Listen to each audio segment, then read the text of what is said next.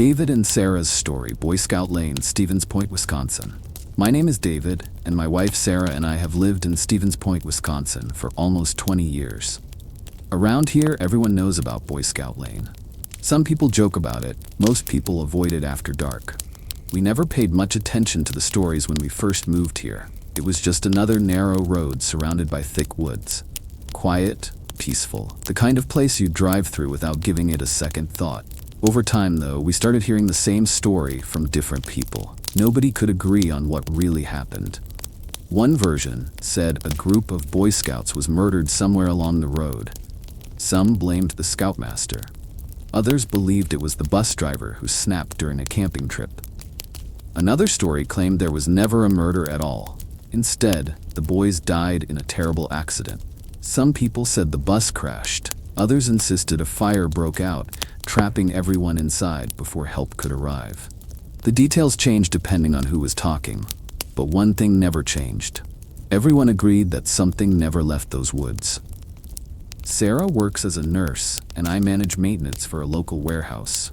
Our schedules don't always match, so one of us often ends up driving home alone late at night. Boy Scout Lane became a shortcut after road construction started on the highway a few years ago. At first, nothing happened, just deer crossing the road, fog settling between the trees, the usual sounds of Wisconsin woods after sunset. Then Sarah noticed the light. She thought someone was walking through the forest carrying an old lantern.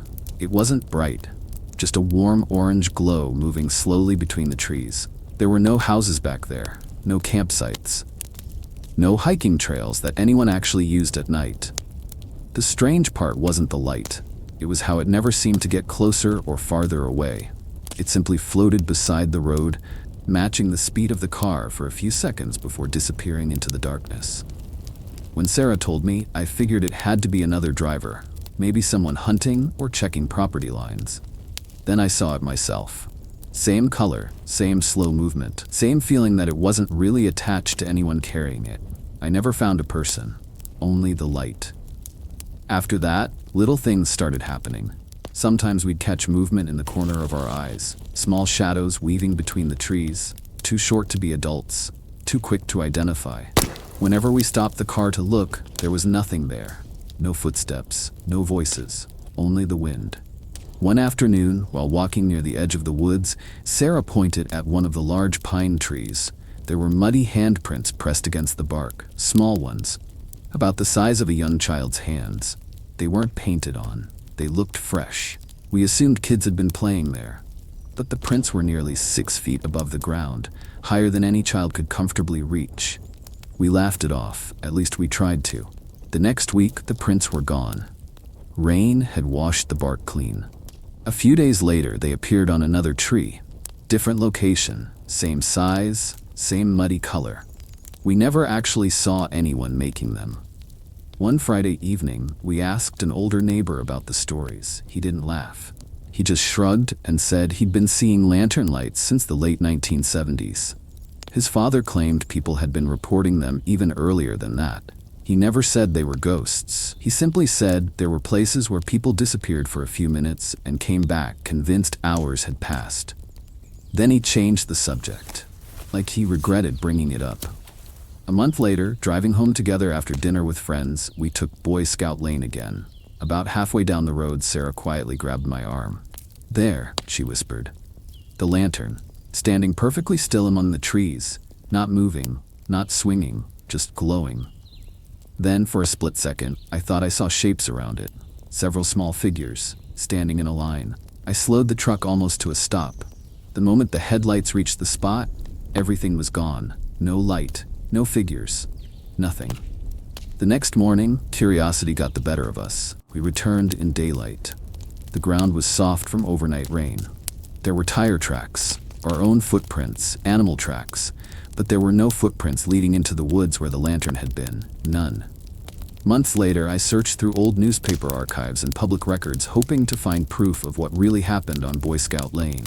I found references to accidents, rumors, letters to editors, local folklore, but no official record confirming the murder of a troop of Boy Scouts. No police report that matched the story exactly. No names, no victims. Nothing that settled the question.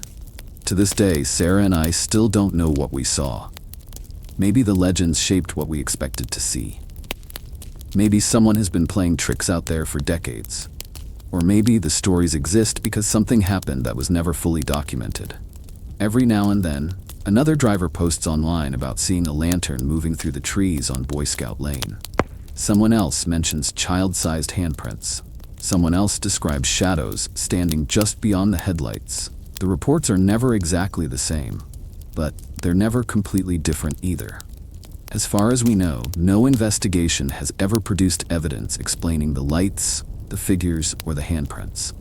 The road remains open. People still drive it every day. Most make it through without seeing anything unusual. Some don't. Chris' story. Route 2A. My name's Chris, and I've been hauling frozen food across the Northeast for almost 15 years. If you've driven long enough, you learn which roads deserve your respect. Route 2A is one of them. Every trucker I know has a story about that highway. Most of the time, they're talking about the weather.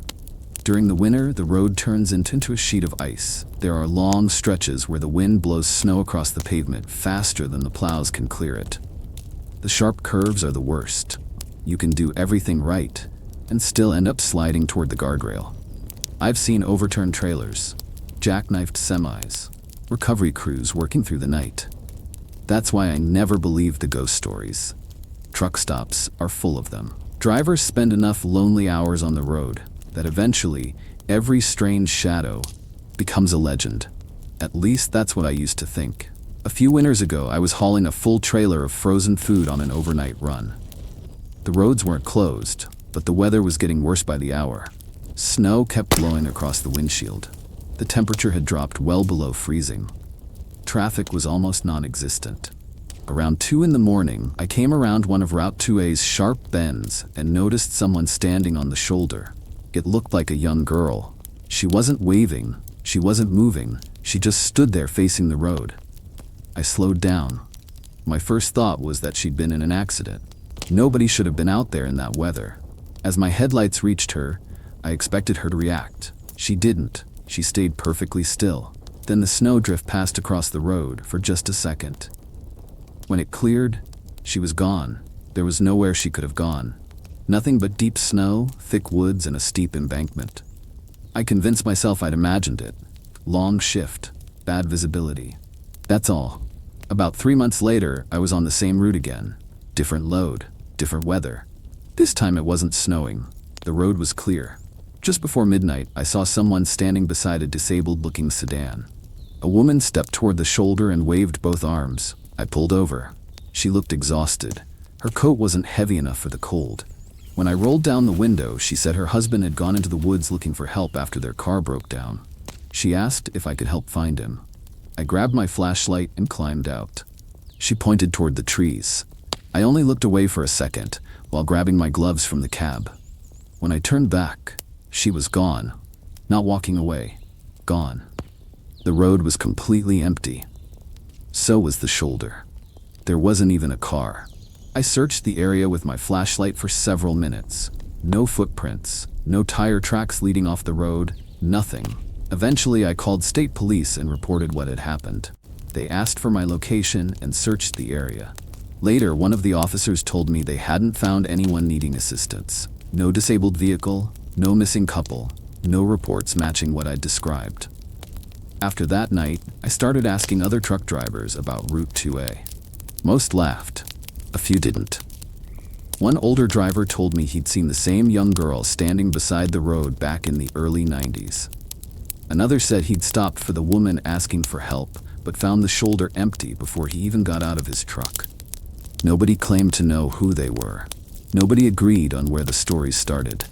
Some believed they were victims of separate crashes years apart. Others insisted the stories had been passed from one generation of drivers to the next, until nobody remembered the original incident. I tried looking for newspaper articles and old accident reports. There were plenty of records documenting deadly winter crashes along Route 2A. Some involved passenger cars, some involved commercial trucks, but I never found one case that clearly explained the girl or the woman asking for help. To this day, I still drive that route whenever dispatch sends me there. I keep both hands on the wheel. I watch every curve. And if I see someone standing alone on the shoulder after dark, I don't know whether I'd stop again, because whatever I saw that night, it wasn't there by the time anyone else arrived. There was never enough evidence to open an investigation beyond a routine welfare check.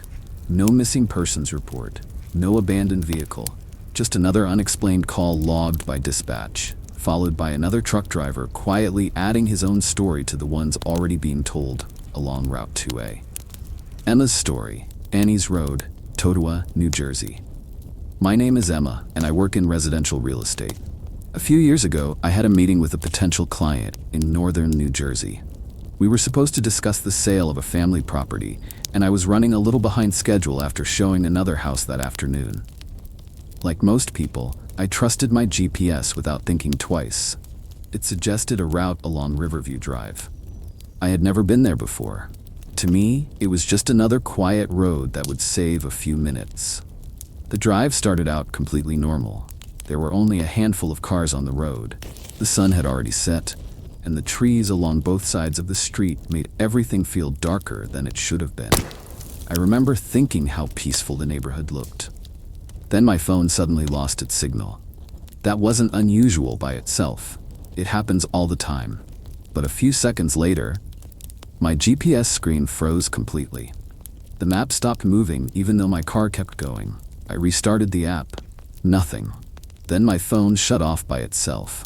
The battery had been over 80% just moments earlier. I figured it was just a software glitch. As I reached a stretch of road surrounded by trees, a thick patch of fog rolled across the pavement. It seemed to come out of nowhere. The weather forecast had been clear all day. I slowed down. Visibility dropped so quickly that I could barely see beyond my headlights. That's when I heard it.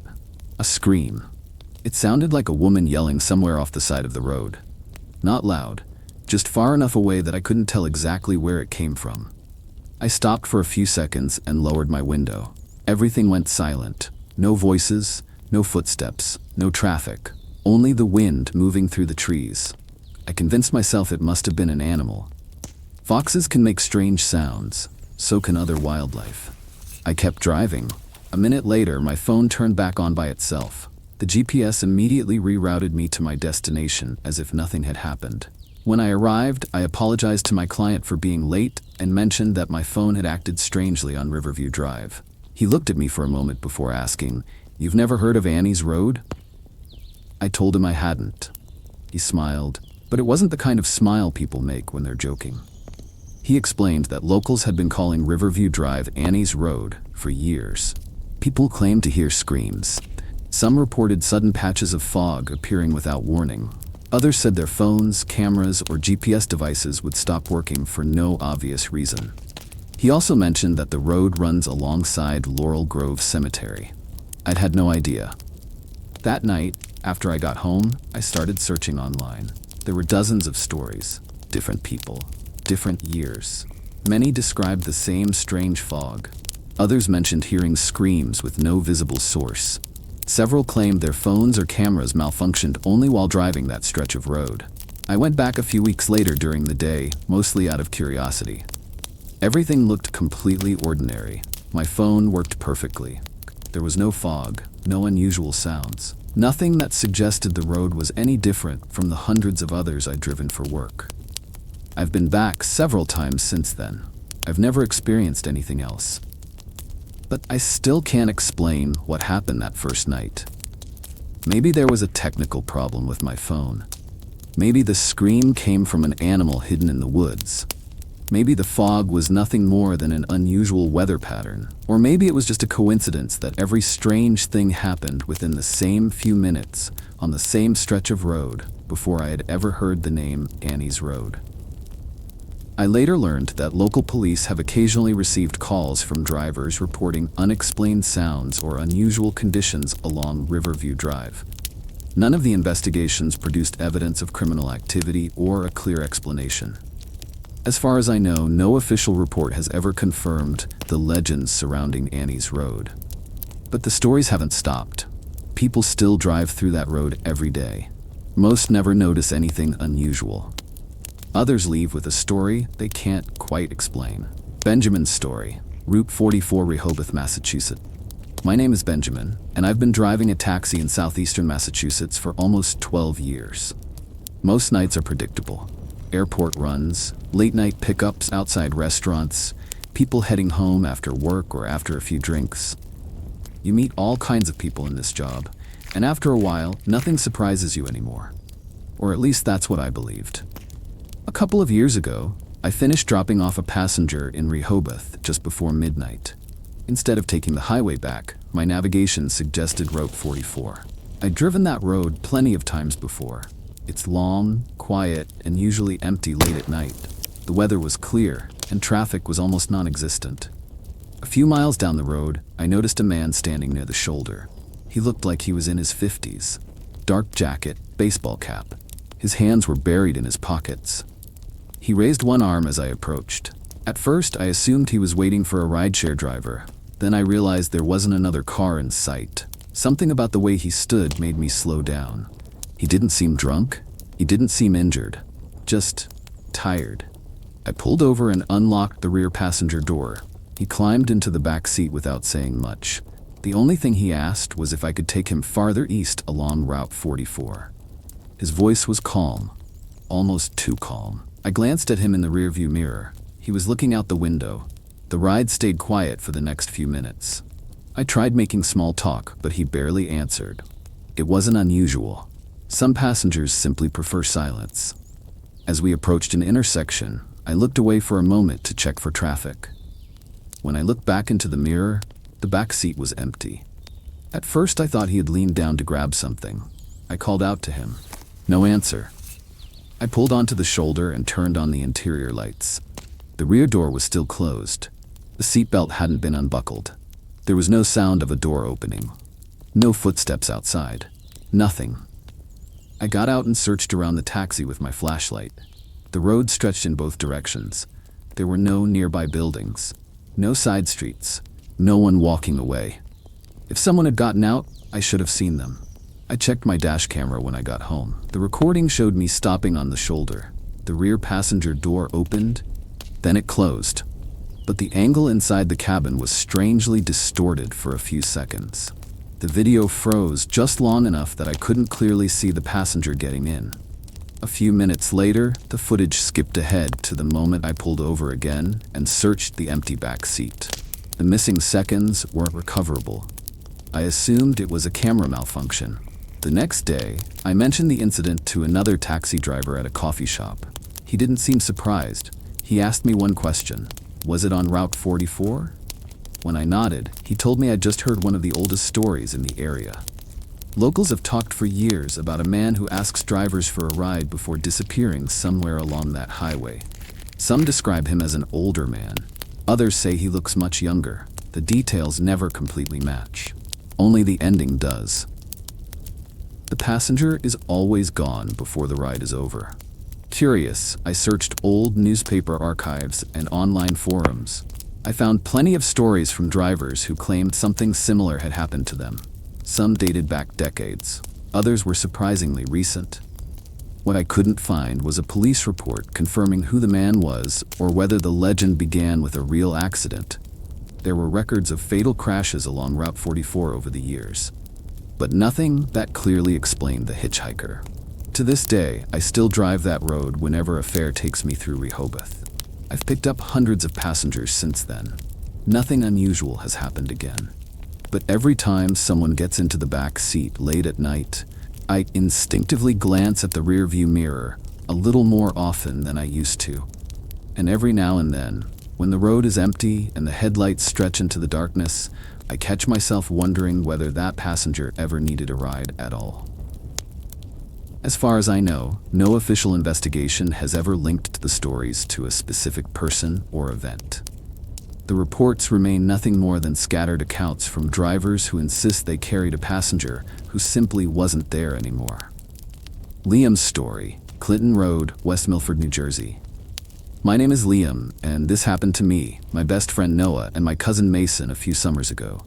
We grew up in northern New Jersey, and weekends usually meant finding somewhere outdoors to waste a few hours. Fishing. Skipping rocks, walking trails, nothing complicated. One Saturday afternoon, Noah suggested we drive out to Clinton Road. None of us were looking for ghosts. We just wanted somewhere quiet by the water where we could hang out before heading home. The road was peaceful that day. Hardly any traffic. The woods were thick enough that they blocked most of the sunlight, even in the middle of the afternoon. Eventually, we parked near one of the small bridges that crossed the stream. The water was calm, cold, clear enough to see the rocks below the surface. We spent the next hour talking, throwing stones into the creek and joking around. At one point, Mason pulled a handful of coins from his pocket. He said he'd seen people online tossing coins into the water for good luck. Without thinking much about it, he flipped one over the railing. A second later, we heard another splash, then another, and another. Almost like several coins had hit the water instead of one. We laughed and assumed the sound had echoed beneath the bridge. Noah tossed in another coin. This time, we all watched it disappear beneath the surface. The water settled almost immediately. Then Mason frowned. "I thought I saw somebody down there." We looked into the creek. Nothing. Only our own reflections moving with the current. A few minutes later, Noah took out his phone to record the water. He said the sunlight reflecting off the surface looked pretty cool. While he was filming, I noticed him staring at the screen instead of the creek itself. His expression changed. He slowly lowered the phone. "What?" I asked. He didn't answer right away. Finally he said, "I swear I just saw a kid." We looked around. There wasn't anyone nearby. No families, no hikers, no children, just the three of us. Noah replayed the video. At first, everything looked normal. The creek, the rocks, our reflections. Then for less than a second, another reflection appeared in the water. It looked like a young boy standing near the edge of the stream. He wasn't standing anywhere we could actually see. Only the reflection was there. When we looked at the bank behind us, there was nobody. Mason grabbed my shoulder and quietly pointed toward the water. Something small broke the surface. A single quarter. It floated for just a moment before sinking again. None of us said anything. We packed our things and headed back to the car. The drive home was unusually quiet. That evening, Noah uploaded the video to his computer, hoping to get a better look. The strange reflection wasn't there anymore. The video skipped for a fraction of a second. At exactly the same moment, all three of us remembered seeing it. We couldn't explain it. A few days later, I mentioned the experience to one of my coworkers who grew up near West Milford. Before I even finished the story, he asked, "Did someone throw a coin into the creek?" I nodded. He told me about an old local legend. People say a young boy appears beneath the bridge to return any coins tossed into the water. Some claim they've seen his reflection. Others say they never see the child directly, only his image in the water. I'd never heard that story before that weekend. Neither had Noah or Mason. Curious, we searched online and found plenty of similar accounts from visitors over the years. Some sounded exaggerated. Others were surprisingly ordinary. Most described the same bridge, the same creek, the same reflection. We also found references to local police, occasionally responding to calls from visitors reporting unusual activity along Clinton Road. None of the reports resulted in evidence of criminal activity or anything investigators could verify. To this day, the three of us still disagree about what happened. Noah believes he saw the reflection. Mason insists the quarter came back to the surface on its own. I still think there has to be a reasonable explanation. But I've never been able to explain why all three of us reacted at the exact same moment to something that wasn't standing anywhere above the water. Since then, I've driven along Clinton Road several times. I've crossed the same bridge. I've looked into the same creek. Everything has always seemed completely normal. Still, whenever I see someone toss a coin over that railing, I find myself watching the water just a little longer than everyone else. Because if the old stories are true, you may not see the boy standing beside the creek.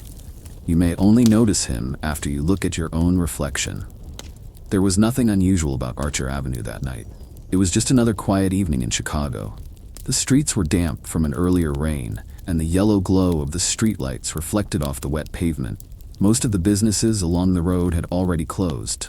Every now and then a car passed through the darkness, its tires hissing against the asphalt. Jimmy and Jack had spent the evening meeting with a client in the area. The meeting had taken longer than expected, and by the time they finally left, it was already late. They got into their car and started the drive home. For the first several minutes, neither of them said much. The radio played quietly in the background. The windshield wipers moved back and forth at a steady pace. It was an ordinary drive, until they reached the stretch of Archer Avenue bordering Resurrection Cemetery.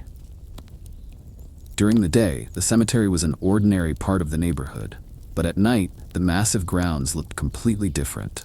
The trees behind the cemetery fence formed a dark wall against the sky. The headstones were barely visible, and the cemetery gates stood beneath the weak glow of a nearby streetlight. Jack looked toward the cemetery, then he suddenly spoke. "Jimmy?" Jimmy glanced at him. "What?" Jack pointed toward the gates. "Look over there." Jimmy slowed the car. At first he saw nothing. Then, as the headlights moved across the area, he noticed someone standing near the cemetery entrance. It was a woman. She appeared to be standing on the other side of the gate. Her hair looked dark and long. Her clothes were difficult to make out in the poor lighting. But there was one thing Jimmy could see clearly. She was gripping the cemetery gate with both hands.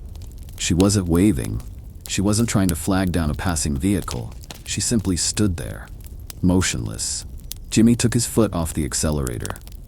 "Do you see her?" he asked. Jack didn't answer immediately. He was staring at the same figure. "Yeah." Jimmy slowed the car even further. They were now close enough that Jimmy expected to see the woman's face, but he couldn't. The darkness seemed to conceal it. Jimmy lowered the window slightly. "Ma'am?" The woman didn't move. "Do you need help?" "Nothing."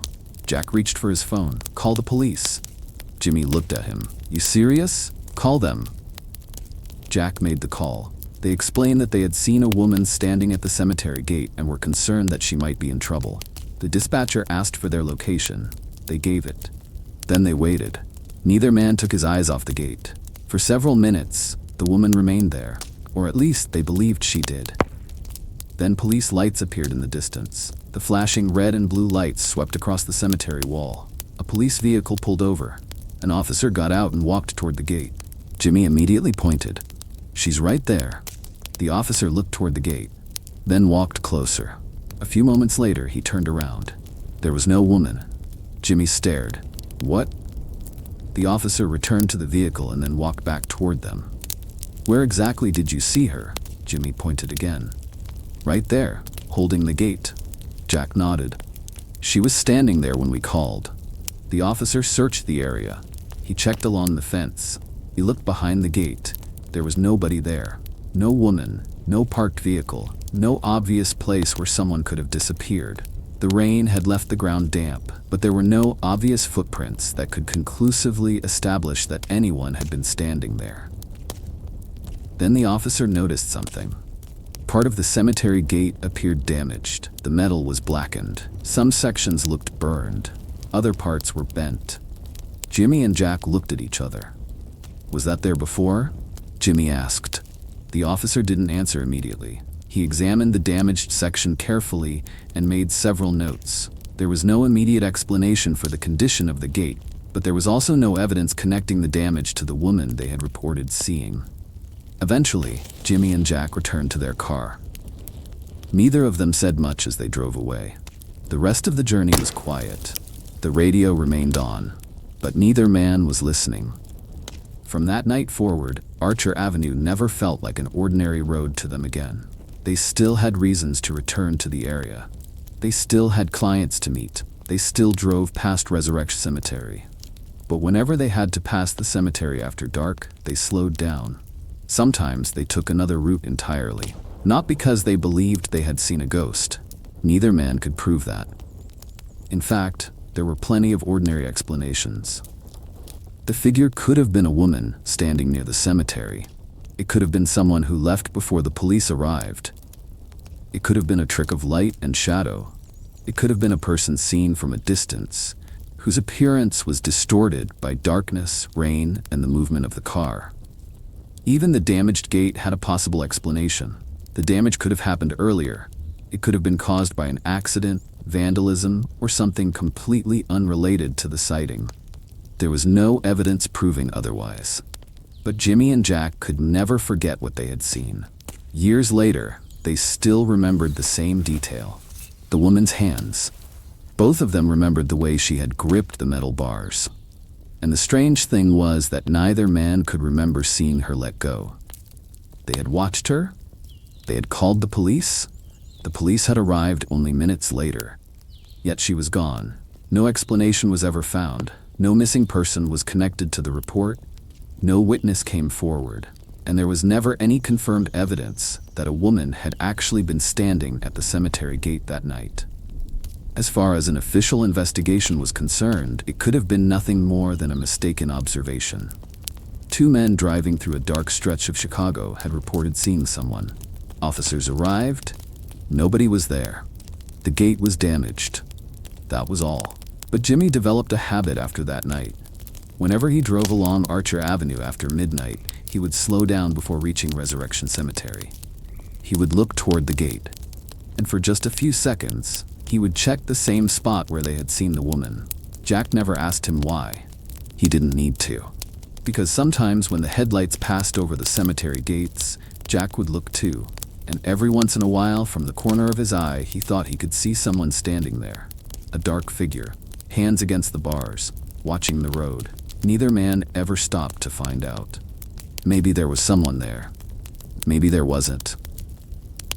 And perhaps that is what made the memory so difficult to leave behind. They didn't know what they had seen that night. They only knew that when the police arrived, the woman was gone.